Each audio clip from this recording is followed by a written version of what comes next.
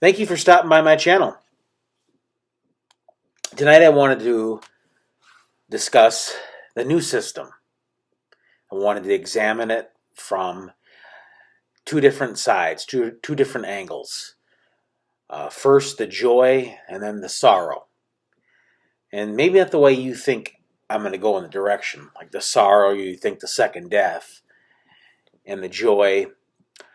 Not all are going to be joyed because a lot of them are going to be confused. Now, there was a Watchtower study actually a couple weeks ago or last week. It talked about how the resurrection will occur in a gradual manner, which I agree. It'll be a gradual process. It's not like, boom, everybody will be instantaneously resurrected to a paradise. In fact, I think it'll be a long time before paradise actually comes about. You'll have to bury a bunch of decaying bodies, or unless there are some kind of remains will be left over from the system. It's just not going to be pristine after the system is wiped out. I mean, the joys and the sorrow, like I say, not the sorrow like the second death necessarily, but the sorrow of the people that are going to be resurrected. They're going to want to know where their family's at. And a JW will have to constantly, it's going to test their faith, constantly going to have to tell the resurrected individual, your family didn't make it because they weren't Jehovah's Witnesses. Yet the ones who died before, that lived in the 12th, 13th, 14th century, will be resurrected because they died and they weren't JWs. So, yeah, that's just one thing I have an issue with. And it doesn't really matter because, again, it's God's way. And God might not even do it the way the Jehovah's Witness organization thinks about. It might be completely different. But only God knows how he's really, only Jehovah knows. Only Jehovah and Jesus know exactly how the new system be brought to existence. You see. And it very well could. The Watchtower organization could be completely correct upon it. I mean, that's, again, wait to see that how it is going to be. Wait to see how it's going to be revealed. I for one will not be in the new system. I'm already. I just don't want to be working forever. For one, you may be shaking your head, going, "Why don't you want to be working?" Well, I don't want to work forever. You see, I've come to the realization I hate work, and I'm so glad It's going to be It's actually going to be. I'm not going too many different directions, but I'm just so glad I'm not going to be part of that paradise, or I'm going to have to be working forever. And God can do what he wants, and he has the ultimate authority, and of course he does. And his decision is right.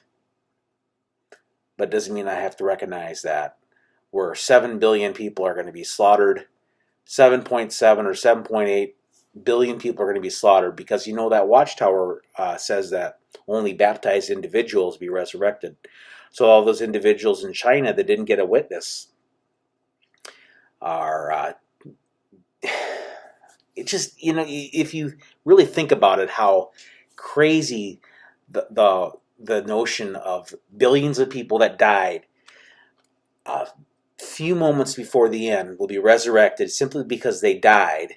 I know people defend that scripture that he who dies is acquitted from his sin, but that's really talking about a former way of life, dying to the former course of life. But that's another story, and I could be completely wrong on that area.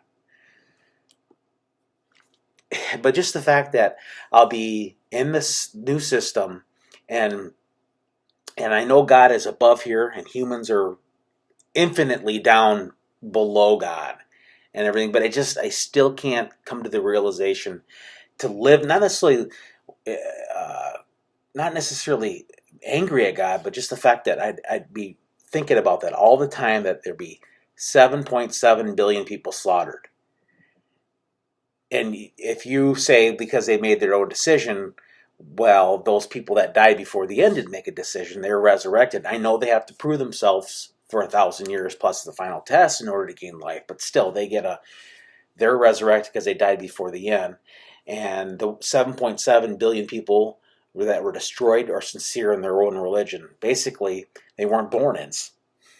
So, but that's one thing. Again, I know I might be going in a lot of different areas and touching a lot of different areas, going in different directions, and digressing. But bear with me. That I'm just glad I'm not going to be in that paradise of 7.7 billion people, even if we're just dust compared to God. I can't imagine living on the backbone or on the ground of 7.5 billion people that are it's landscaped over the remains of 7.5 billion people, 8 billion people, for the crime of not. I don't want to sound like an apostate, or not. I don't want to sound like Cedars, but over somebody who doesn't want to become Jehovah's Witnesses or doesn't necessarily agree, or very sincere in their own religion. Yet Adolf Hitler will be brought back to life, and someone say, well, not the real extreme wicked people, but there's some that actually say he will be brought back to life.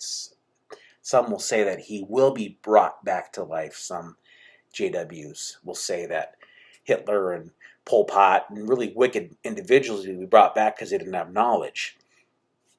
And if I would die because I'm disfellowshipped, I won't be brought back to life because I'm disfellowshipped. But I've been told that, well, no, hold on, you're not.